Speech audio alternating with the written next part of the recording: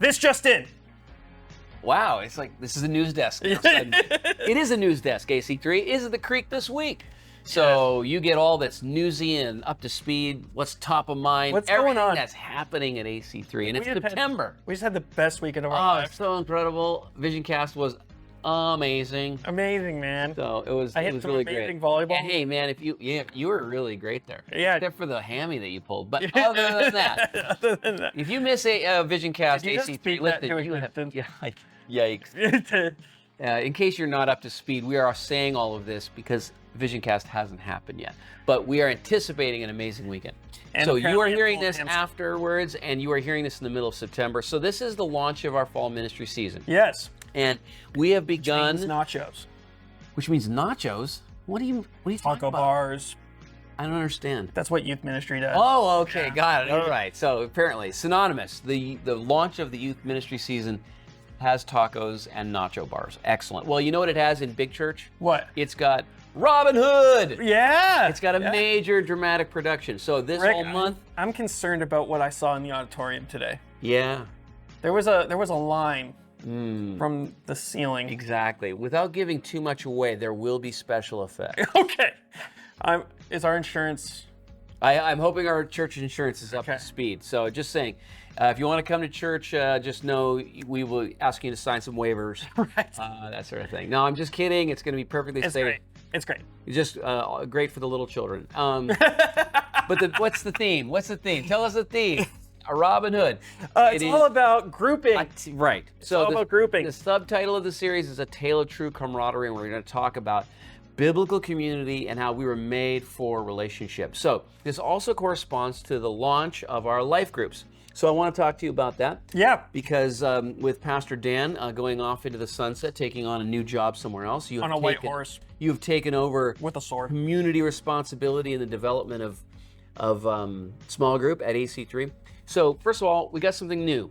We do. The name is new, and tell us what the new names for our small groups are, what the old one was, what the new one is, why we've made the change. For sure. So the new name is Life Group. And the reason is because we as a church, we are desiring that you will do life with each other. Okay. And that we believe that life experiences happen in circles, not in rows. Ooh, that's catchy. It's very catchy. I stole that. We should put that somewhere. We should. Like, little... Life happens in circles. Not in rows. Not in rows. And so the idea is that we want you to do life together, and that's what it's going to be. So when you're in a group, when you're in a life group, you're not just there to learn. You're there to experience what community really has for you. And what we're going to be talking about in this series, Rick, is really what that is that we were designed for community. Like that was put into our very essence as humans. Yeah. And so we're really trying to say, okay, what is the core purpose of this? And it's for us to experience the life God has made for us. Okay, so I want you to talk a little bit more about that. When we say life happens in groups, not in rows, we're obviously separating the things that Christians do. One of them is we gather, and we gather for a large meeting every week, and that happens in rows. And so we're saying that life doesn't happen there. Good things must happen there, or else we wouldn't do it. Yeah, no, 100%. Great things happen there. So what is happening in a circle that's not happening in a row? What is happening there? What is this life you're talking about? Describe it. Sure. So actually, we had it named really, really good. It just got confusing, but we had it labeled E-groups and community groups. And E-groups meant extending the weekend experience. Okay. Because on the weekend, we get a taste of what community could be. We get a whiff of what it could be. But we don't get to open up and be real and sit with people and talk about our stuff and to be able to go and open up and say, hey man, I'm struggling, or hey, I've been really curious about what Rick said. What does this actually mean? Can we dig into this together? Yeah. It's that opportunity where you get to actually experience what the weekend is like on a deeper level. Got it. So life is synonymous with knowing more. My knowledge is going deeper because we're taking big concepts taught to us in rows in a large group setting, and now chewing on it, turning it over with people in a smaller setting. Yep. But then you said something else. Something else is happening there that's not knowledge related, but it seems to be relationship related. You talk about being known. Yep. I can't really be known in a row, really. You know, like it's you come in 10 minutes before, you leave 10 minutes after. Anonymous, couldn't I? Yeah. You can't be anonymous in a circle. Nope. Right? You can't. So what's the scare factor in that? Talk a little bit about that, Alex, because I know you're such a believer in community and life changing. There's got to be some inhibitors. People are just a little bit scared. What's the scare factor in that? Sure. And what's the payoff? Sure. Okay. So I'm a very open book as a person, and the scare factor for anyone who opens up is it can bite you in the butt, right? Like you get vulnerable. You get vulnerable, and there's fear there because like, what are people going to do with this information about me? What are people going to do with this? How do I know I can trust these people? And that's the benefit of a life group, is that you don't have to open up right away, but you build relational equity with these people to a point. Good. I love that's a great phrase. To the point where, for example, my e-group, I built relational equity with them to the point where when my wife had our baby, we were moving, and I had to text them and be like, hey, can you finish moving my house? I have to go to the hospital.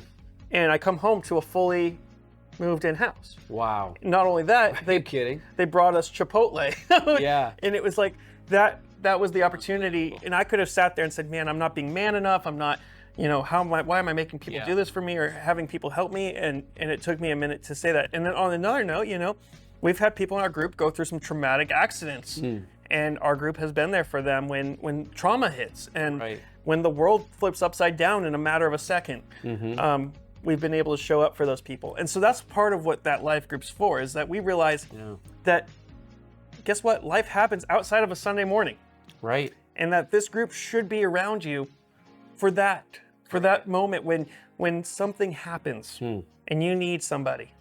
So I'm getting a really cool list. We're populating a really cool list when it comes to defining life. When you say life happens in circles, we're talking about way more knowledge. I'm taking biblical ideas and breaking them down. The big ideas of what it means to be a citizen of the kingdom, and breaking them down and mulling them over and getting super practical. But I'm also hearing that there's a relational thing where I get known, I get to be vulnerable, I get to share, confess. There's something beautiful, scary, but beautiful about being real in front of people.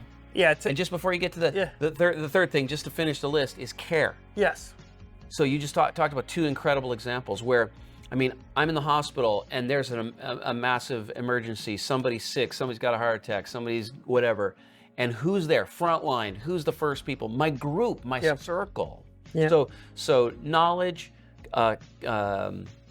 intimacy, and care. Yeah. Incredible. So you were going to say? Yeah, I was going to just kind of poke in on the benefit of the intimacy. Yes. Yeah. Because I didn't really hit that. I was watching a TikTok that I thought was really, really good.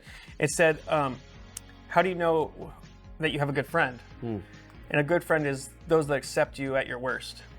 And that's what a life group is for. Yeah. It's like, even at my very worst, they're there for me. Even when I'm not the person I'm supposed to be, they're there for me. And then they're also there to smack me. And truly, accountability. And I don't know if you're terrified by that. We're joking around a little bit about that. But truly, there's been correction in small groups. Yes. And if you have the equity, like you talk about, if you don't have the equity, that's hard, right? Yeah. Hard for me to take correction from you. You don't know me. But like if you got equity built up in a circle over time, you can receive correction, and guess what? We make better decisions in Jesus. It's like, because you know that person's doing it because they care about you. Right, exactly. They want you to be all that you were meant to be in Christ. So, AC there, I hope you're intrigued by this. We paint the picture of the challenge of it. It is a challenge. There's a time commitment. There's a relational vulnerability obstacle that you're going to have to press through to step into a circle. But man alive, we believe this down to our marrow. I've experienced it. Alex has experienced it. Anyone who's growing deep in Jesus gets it. You've got to get known in the kingdom of God. And we have a little phrase, another one, besides life happens in circles rather than rows, but also Get real, get healed. Get real, get healed. There's some healing you're never going to experience until you can experience the kind of transparency and authenticity that you get in real Christian community, which is fundamentally, you said, accepting. Like it's a place, it's safe. Why is it safe? It's safe because we're all finally sinners saved by the grace of God. Yeah. Okay. So very practical. Go ahead. One more thing, and then I want to get practical. I was just going to say, we all got busy lives. I got a 2-year-old. I got an infant on the way, but I will not stop meeting with my small group because that's how important it is. It doesn't matter. If I wasn't pastor of AC3, I would be in a group. I'm so committed to this. Now, how can we get involved in this? There's a bunch of groups already going. Maybe there's a potential of a new group starting. Tell us, how can I get in on this? Big change. Life groups are now overarching. There is community groups, e-groups are no more. It's just life groups, everyone's a life group, okay? Underneath that, you can join a group by going to our app, Church Center, and looking at AC3, and there's a groups tab at the bottom of the app. You can click on that, and you can pick a group. Or you can email me at alex@ac3.org, and I will respond to you, get you into a group. Or if you're sitting here and you're saying, man, I've just been feeling like I need to do something. I feel like opening my house up would be a thing I could do for the church, and I think I could, host people once a week. That's all I'm asking you to do for a leader. And so if that's you and you're like, man, I got the house. Yeah. I got the time. Yeah. I could, host people for an hour. I would love to hear from you because that's what it takes. It takes just you being open with your time to lead a group. We provide the curriculum, we train you, we do all of those things. But all it really matters is that you're opening up your house and welcoming the grace of Jesus in as people show up. Sounds good. So you know how to get involved, and we hope that you do, and hope you're inspired by the Robin Hood series to take that next step into community, because that's where life happens. Married men and women. Let me help here, because I care about you. You're married men and women. Married men and women? Of Robin Hood. Oh, yes, the married. Suddenly I thought we were on a marriage series, and it's not. The married men and women, yes. Join the merry band of people who are experiencing life. Is there really going to be bow and arrows? There will be. Okay. There might be swordplay as well. Well, don't miss it. Don't miss it. See ya.